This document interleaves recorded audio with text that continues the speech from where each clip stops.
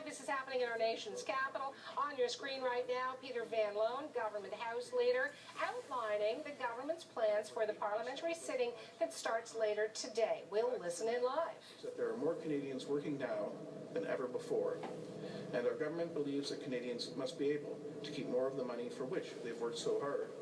We know that if you want to help the middle class, you do it by putting more money back in their pockets, not by increasing taxes that they pay. That's why we've lowered taxes for families and for the businesses that create jobs for hardworking Canadians. In fact, our government has brought in many measures that help make the lives of Canadians a bit easier. To help families make ends meet, we brought in the universal child care benefit. To help seniors, we introduced pension income splitting and significantly increased the age credit and age exemption. But we cannot rest on these accomplishments. That's why this year the government will implement the family tax cut, expand the universal child care benefit, and increase the child care expense deduction. Canada has done well economically compared to other countries, but Canada is not immune to the world's ongoing economic challenges. Canadians expect their government to focus on maintaining Canada's relative economic strength, and we will do just that as we continue to build on our record for hardworking Canadian families. The federal tax burden is at its lowest level in half a century, and our government is committed to keeping taxes down for Canadian families. To ensure that taxes stay down, our government will continue to live within our means. But make no mistake, as Prime Minister Harper has stated time and time again, we will balance the budget this year. Economic Action Plan 2015 will build upon prior measures to create jobs across Canada. Our government will continue to support hardworking Canadians by helping Canadian youth train for opportunities in demand through the Canada Job Grant and Canada Apprentice Loan. We will also continue to implement our government's unprecedented investment in public infrastructure. Through programs like these and the prudent choices our government has made, we will ensure that there are economic opportunities for our children now and for generations to come. However, it's not just the volatile economic environment which confronts us these days. Jihadi terrorism remains a serious threat to Canadians and Canadian interests. The direct threat issued by ISIL, the Islamic State in Iraq and the Levant, against Canada demonstrates that we are not far from the minds of those who would seek to do us harm.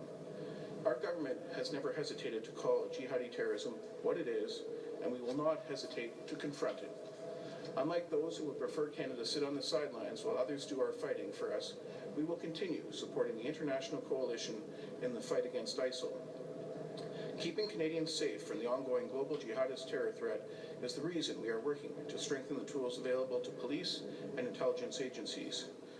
We will debate Bill C-44, the Protection of Canada from Terrorists Act, later this week. But this bill is just one part of our efforts on this front. As Prime Minister Harper announced yesterday, this Friday the government will introduce legislation to ensure that our law enforcement and security agencies have the tools they need to meet evolving threats, the tools they need to keep Canadians and their families safe.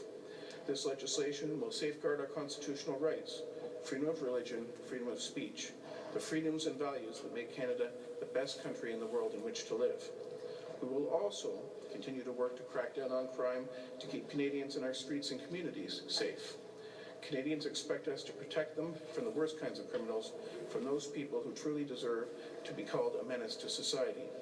A perfect example of this work is the Tougher Penalties for Child Predators Act. This builds on the government's efforts to protect children from sexual exploitation and online crime. And as we've always done in the past, our government will continue to stand up for the rights of victims. For too long, our criminal justice system has placed the rights of criminals over those of victims. That's why we introduced the Victims' Bill of Rights Act, a pivotal part of our approach to protecting Canadians, which will give victims of crime a more effective voice in the criminal justice system.